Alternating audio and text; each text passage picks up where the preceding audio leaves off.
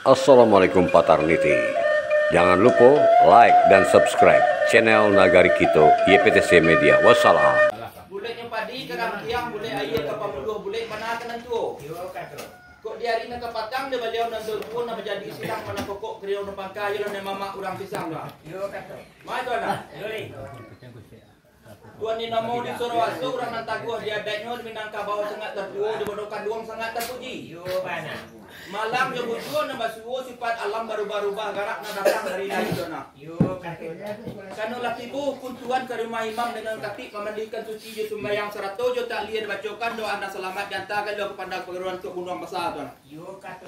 Mai tuan. Lai doa. Kanu latibu kuntuan tinggal kampung je ilaman 100 nak kemanakan nandu tigo ilang no lai ke baganti patah ke lari ke tubuh tuan. Yo kata doa. Mati ano tinggal hutan, mati gajah meninggalkan baliang, mati harimau meninggalkan malang, mati manusia meninggalkan adat di pusako dana. Yo kato. Pada baliau dari suku nom basa kan orang pusako dicari bana sebulek pam suku dah. Yo bana. Bana ketapek kala nang kakanti nang kemanyidah badan do gini ke patah tumbuh lam baganti. Nama namo si Am tuana. Si Am dahulu doa.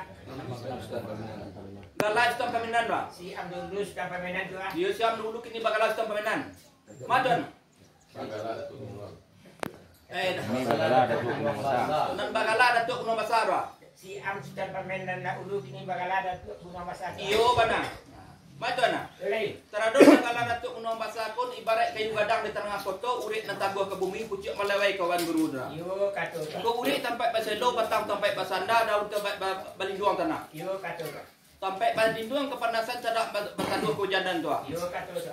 Nama dia tu kini ke pasuo di labuh tapian di semua tempat mandi atau di tabiang penijauan dana. Yo bana. Ilian nak bawa sarangka galang, boleh nak serantak layung sana. Yo kata. Nak sepaci arit balau dah. Yo. Kok pasuo di labuh tapian di semua tempat mandi atau di tabiang penijauan sama sarangka galang sama-sama mulia tu nak. Galang mulia tu. Yo bana. Sekianlah sebenar di antara kepodon kau singkit dan mengalih kau kurang tu mendukuk pada mau sampai tu nak. Yo. Dah sampai dah tu. Kira-kira. Ayo, mana tu? Lai tuan. Sabanyak buah pernah tu angkat tangan dan tunjuk kapal dua ambu dan talimpah ke muka rapi itulah kata sabananya. Iyo benar. Sungguh pun kata sabana ini buat bakku itu kini duduk bersama di narapi tegak di punya namanya. Kata surang dibulati kata bersama di kaitan. Supaya bulet nak bulet titik nak selayang. Sesuai mampu menjadi seukur mampu takana. Depan kata nyukat laku kata dulunya kata dia pakat nanti kata orang boleh. Lai tuan. Mai tuan. Lai tuan. Faedah dia nak tahu tuan sejak